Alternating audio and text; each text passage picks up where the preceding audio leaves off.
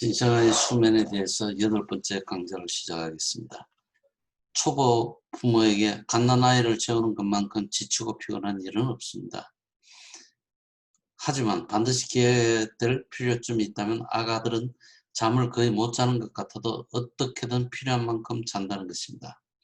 가족의 수면 일정을 마련할 때는 엄마 아빠가 충분히 쉴 수 있어야 한다는 점을 고려해야 합니다. 자, 신생아는 얼마나 자야 할까요? 갓 태어난 아기는 젖을 빨기 위해서 하루에 깨어있는 시간이 2시간에서 4시간에 불과합니다. 처음 1, 2주 동안은 밤에도 보통 3시간 간격으로 먹기 때문에 자주 깨어납니다. 이렇게 자주 먹는 것은 10일에서 14일까지 출생 시 체중을 회복하는 데 도움이 되게 됩니다. 일단 출생 시 체중을 회복하게 되면 밤중에 잠든 아이를 굳이 깨어서 젖을 먹일 필요는 없습니다. 스스로 깨어나 젖을 찾을 때만 먹이면 되겠죠. 수유 간격은 최소한 3시간 이상이어야 되고 밤중에는 아이가 최대한 오래 자도록 두는 편이 가장 좋습니다. 고형식을 일찍 시작하거나 분유에 곡식 가루 등을 타서 먹이면 밤새 잘 잔다는 말을 들어본 적이 있을 것입니다. 하지만 이런 식으로 먹이는 것이 수면 습관에 유리하다는 증거는 전혀 없으며 생후 2개월이 되면 대부분의 아기는 밤중에 먹지 않고 자도 아무런 문제가 없습니다. 물론 아기마다 차이가 있고 각자 독특한 수면 습관이 있으므로 전부 다 해당되지는 않습니다. 일관성 있는 수면 계획을 세우고 실천하는 것. 생후 4주에서 3개월 사이에서는 일관성 있는 잠자리 습관을 마련하는 것이 좋습니다.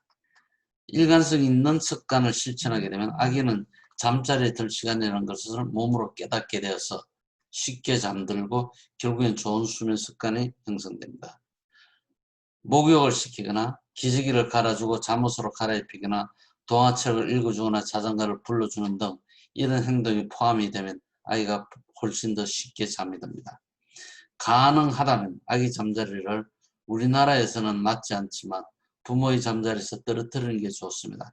같은 방이라도 관계없이 부모들이 자는 침대에 떨어져서 아기 침대를 마련해서 재우는 게 훨씬 좋겠습니다.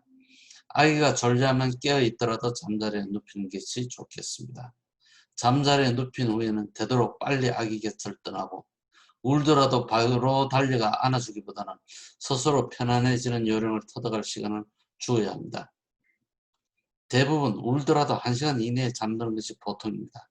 생후 1개월만 되어도 10시간에서 11시간 동안 자지 않고 깨지 않고 계속 자는 애도 있습니다. 보통 3개월 정도 되면 아기가 이렇게 되어야 합니다. 생후 1개월이 되면 하룻밤에 2번 이상, 2개월이 되면 하룻밤에 1번 이상 먹여서는 안 되고 3개월이 되면 밤에 깨지 않고 10시간에서 11시간 계속 잘 수 있어야 합니다. 신생아에게 밤이란 저녁 8시부터 아침 6시 내지 7시까지 10시간에서 11시간 동안을 의미하고 그동안 먹지 않아도 큰 문제가 없습니다. 두 돌이 될 때까지 아기는 언제라도 다시 밤중에 깨어나는 습관이 생길 수 있습니다. 잠자리를 벗어나게 하지 않게 하는 것이 중요하고 울어도 스스로 잠들도록 기다려야 합니다. 부모가 적게 봐줄수록 밤중에 깨어나는 습관이 빨리 없어집니다. 아기를 안아서 달래거나 밤중 수유를 다시 시작하지 않도록 주의하십시오.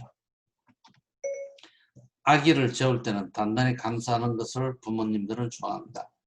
진정시키거나 재울 때 도움이 되죠.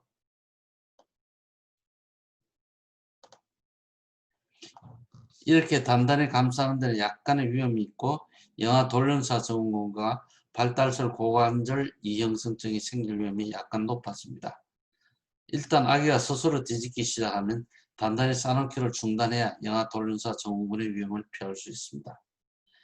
발달성 고관절 이형성증의 위험을 낮추려면 골반과 고관절의 움직임을 제한하지 않아야 합니다. 영아 돌연사 증후군. 영아 돌연사 증후군은 신생아식 이후 영아 사망의 가장 흔한 원인입니다.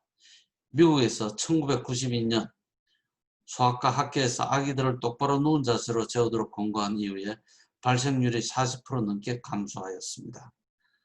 똑바로 누워서 재우는 게 좋겠고 자는 동안 고무 젖꼭지를 사용하면 돌연사 증후군의 위험성이 낮아집니다.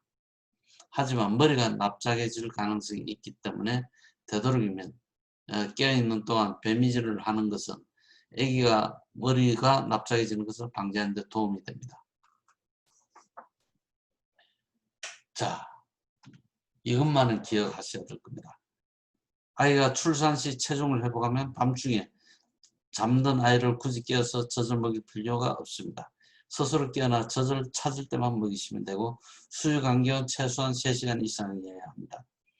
이상적으로 신생아는 1개월이 되면 하룻밤에 2번 이상, 2개월이든 1번 이상 먹여서는 안 되면 3개월이 되면 깨어나지 않고 계속 잘 수 있어야 합니다. 아기를 단단히 감싸는 것은 때때로 도움이 되지만 발달성 고관절 이형성증의 위험을 낮추려면 골반과 고관절이 움직일 수 있도록 충분한 공간을 마련해 주어야 합니다. 영아 돌연사 증후군의 위험을 피하기 위해 일단 아기가 스스로 뒤집기 시작하면 단단히 감싸기를 중단해야 합니다. 영아 돌연사 증후군의 위험을 피하기 위해 아기는 항상 등을 바닥에 대고 똑바로 누운 자세를 지어야 하며 주변에 호흡을 방해할 수 있는 물체가 없는지 살펴보아야 합니다. 감사합니다.